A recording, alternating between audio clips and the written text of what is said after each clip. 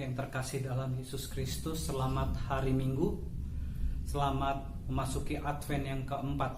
Kita menyambut kedatangan Yesus Kristus.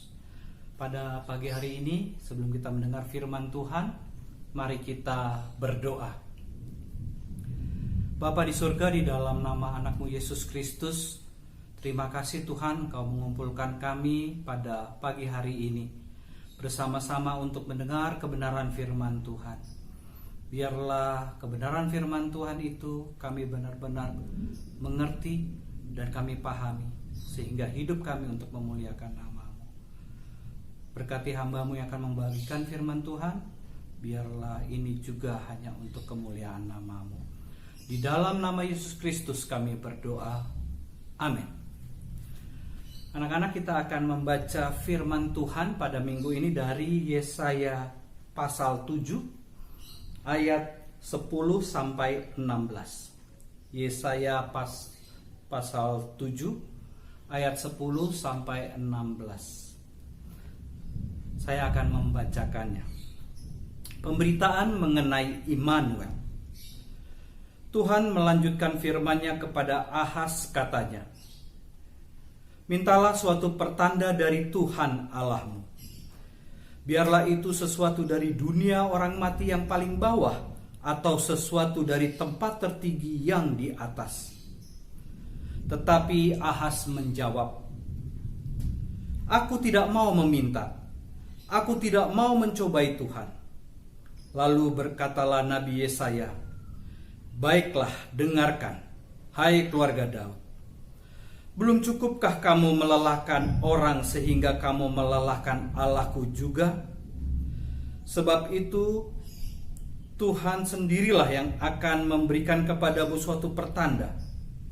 Sesungguhnya seorang perempuan muda mengandung dan akan melahirkan seorang anak laki-laki, dan ia akan menamakan dia Immanuel.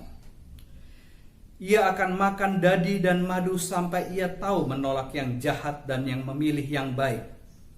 Sebab sebelum anak itu tahu menolak yang jahat dan memilih yang baik, maka negeri yang kedua rajanya engkau takuti akan ditinggalkan kosong. Demikian firman Tuhan. Anak-anak yang terkasih, pembacaan kita ini dimulai dengan ayat 10 tentang ada nama yang disebut adalah Ahaz. Ahaz ini siapa? Yang perlu diketahui adik-adik adalah Ahaz adalah seorang raja dari kerajaan Yehuda. Dahulu kala sebelum ada Yehuda, ada satu kerajaan namanya kerajaan Israel. Tapi kemudian mereka terpecah dua. Ada kerajaan Israel tersendiri dan yang kedua adalah kerajaan Yehuda. Nah, berjalan demi waktu, akhirnya ada suatu kerajaan yang ingin menguasai daerah sekitar mereka, yaitu kerajaan Asyur. Mereka ingin menaklukkan daerah-daerah yang ada termasuk kerajaan Israel dan kerajaan Yehuda. Dan saat itulah maka kerajaan Israel merasa dirinya tidak mampu, tidak sanggup, karena yang dihadapi adalah kerajaan Asyur yang sangat besar. Sehingga kerajaan Israel ini meminta kerjasama, atau istilahnya bergabung, bersekutu dengan suatu kerajaan yaitu bangsa Aram. Sehingga Israel bersama Aram, mereka sekarang bersekutu. Itu pun belum jadi jaminan karena Asyur lebih hebat lagi. Sehingga mereka berharap kerajaan Yehuda yang dipimpin oleh Ahaz bergabung dengan mereka. Tapi ternyata Ahaz tidak mau bergabung. Kalau dibaca di ayat sebelumnya, di ayat 1 sampai 9, kerajaan Israel dan kerajaan Aram bersepakat untuk menyerang kerajaan Yehuda. Dan itu menjadi ketakutan, menjadi kengerian bagi mereka. Merasa, aduh, ini sanggupkah kami menghadapi dua sekutu Israel dan bangsa Aram? Yehuda merasa takut. Setelah peristiwa itu, maka diperintahkan Allah Nabi Yesaya untuk menyampaikan hal yang kita baca tadi kepada Raja Ahaz. Di tengah-tengah kegalauan dia, di tengah kecemasan beserta bangsanya, Ahas ini apakah orang yang taat kepada Tuhan atau seorang raja yang takut akan Tuhan? Tidak. Ahas adalah raja yang tidak takut Tuhan, tidak mau menyembah Tuhan Allah dengan benar, tidak menuruti firman-Nya. Dan itulah yang terjadi. Di tengah ketidaktaatan dia, bilanglah katakanlah orang yang jahat, orang yang sombong, orang yang tidak patuh firman Tuhan, Allah menyampaikan firman-Nya melalui Yesaya. Ini yang luar biasa. Ada raja yang jahat, tetapi Allah memberi kesempatan supaya Ahas sampaikan sesuatu. Sampaikan sesuatu kepada Allah. Apa yang engkau inginkan? Apa yang engkau takutkan? Apa yang engkau harapkan ketika masa-masa itu? Tetapi kita lihat di ayat 12 tadi yang kita baca. Ahas menjawab apa? Aku tidak mau meminta. Aku tidak mau mencobai Tuhan. Inilah kesombongan Ahas. Dia tidak menganggap Allah yang besar itu, Allah yang luar biasa itu akan mampu menolong dia, akan mampu untuk mendengar doa dia. Dia tidak mau. Sehingga memang bangsa Yehuda pada masa itu adalah bangsa yang tidak taat juga kepada Tuhan. Mulai menyembah berhala yang lain. Inilah hati Allah. Bayangkan, ada orang yang jahat, tapi Allah memberi kesempatan. Ayo datang kepadaku.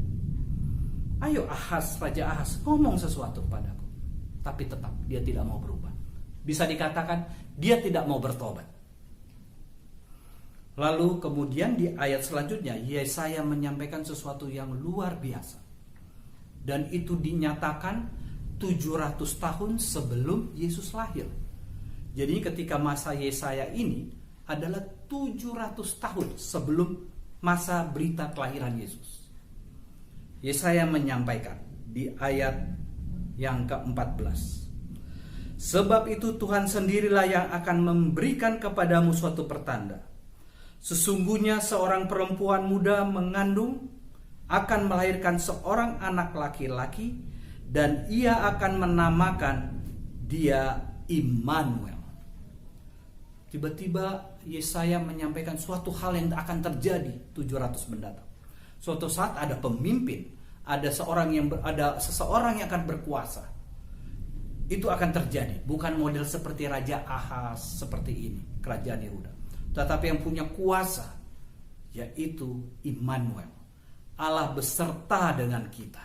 Immanuel artinya Allah beserta dengan kita. Di dalam siapa? Di dalam Yesus Kristus. Pernyataan ini menunjukkan bahwa suatu saat ada yang berkuasa, bukan selihat kerajaan dunianya, tetapi sesuatu yang akan berkuasa di dunia ini. Dia apalagi untuk mendatangkan keselamatan, yaitu Yesus. Allah sendiri yang beserta.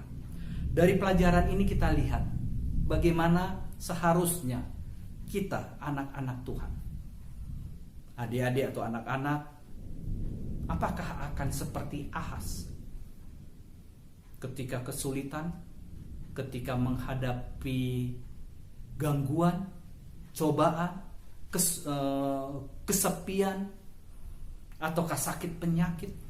Apakah akan berkata, saya tidak butuh Tuhan, saya tidak mau berdoa kepada Tuhan? Padahal Allah sendiri sudah memberikan kesempatan. Ayo datang kepadaku. Yesus datang yang kita rayakan.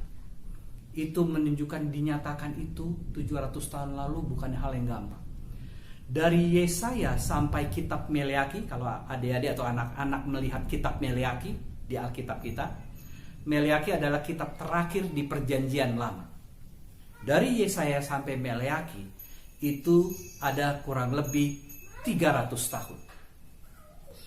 Lalu dari Meleaki sampai datangnya berita tentang rencana kelahiran Yesus, dimulai dengan berita tentang Yohanes Pembaptis, itu jaraknya 400 tahun.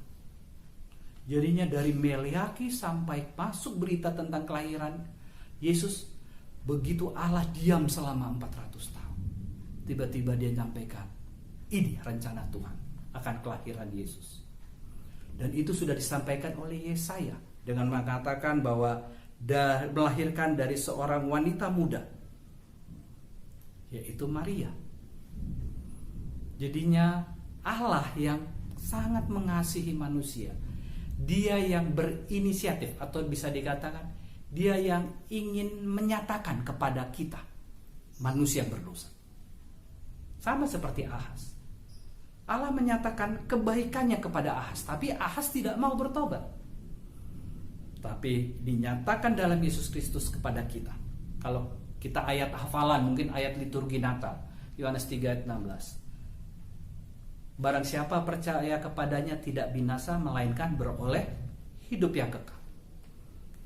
Dia datang, Immanuel itu datang. Barang siapa percaya kepadanya tidak binasa, asal mau berubah. Jangan seperti Raja Ahaz itu, mengeraskan hatinya. Allah yang penuh kasih dinyatakan, Allah ingin menjadi bagian dalam hidup kita, atau Allah ingin menyertai kita, tapi dia tidak mau. Ahaz tidak mau. Kiranya ini menjadi pelajaran bagi kita, anak-anak Tuhan, anak-anak sekolah minggu. Di saat engkau memilah apa yang harus kau lakukan, mengutamakan siapa? Ahaz tidak mau mengutamakan Tuhan. Ya, secara gambang, ada anak mengutamakan game kah daripada belajar? Anak-anak mengutamakan game kah daripada mendengar perintah orang tua? Anak-anak menggunakan lebih suka main game daripada membaca firman Tuhan. Mari kita berubah. Allah menghendaki anak-anaknya datang kepadanya, diberi kesempatan, karena Dia adalah Immanuel, Allah beserta kita. Allah beserta kita di saat kita sakit. Allah beserta kita di saat kita susah. Allah beserta kita di saat kita mengalami kebingungan. Allah beserta dengan kita di saat kita kesepian. Mungkin banyak musuh kita yang mengganggu, atau yang membuli, atau yang mengejek. Percayalah, Allah beserta kita. Asal kita mau berubah, kita mau datang kepada Tuhan. Tema kita pada minggu ini adalah Allah beserta kita, Immanuel. Itulah yang selalu dalam kehidupan kita. Kalau ada anak-anak atau adik-adik yang mengalami kesulitan, mungkin karena papa mama ekonominya sulit, karena masa-masa kondisi pandemi ini, ajak bersama-sama berdoa. Kalian berdoa, mengajak papa mama berdoa, serahkan kepada Tuhan. Seperti Allah memberi kesempatan, ayo. Karena Allah itu begitu dekatnya, Allah itu begitu mengasihi kita. Jadikan pada masa-masa Advent keempat ini, meyakinkan diri kita, Allah selalu menyertai kita. Allah berada di rumah adik-adik, Allah berada di ketika adik-adik bersekolah, atau ketika Zoom mungkin, atau lewat komputer, Allah hadir, mengajak dia, Tuhan, Engkau bersama-sama dengan saya, mampukan saya, sanggupkan saya, ubahlah hidup saya. Dan itu hanya untuk kemuliaan nama Tuhan. Amin. Mari kita bersatu dalam doa. Bapa di surga, kami bersyukur karena kami belajar dari kebenaran firman Tuhan ini. Biarlah kami menjauhkan diri kami dari merasa hebat, merasa paling mampu, sehingga kami meremehkan Engkau Tuhan. Kami tidak peduli kepadamu. Ampuni kami Tuhan. Ajar kami selalu mengutamakan Engkau, karena Engkau sudah memberikan kami kesempatan datang kepada Tuhan, sehingga kami menjadi anak-anak. Dalam kehidupan ke depan, kami serahkan kehidupan kami semua. Dalam sekolah, dalam kehidupan di rumah, dalam kehidupan dengan lingkungan, kami betul-betul menjadi anak-anak-Mu, karena Engkau hadir bersama kami. Engkau Immanuel dalam kehidupan kami. Terima kasih Tuhan. Di dalam nama Yesus Kristus kami berdoa. Amin. Di saat badai bergelora,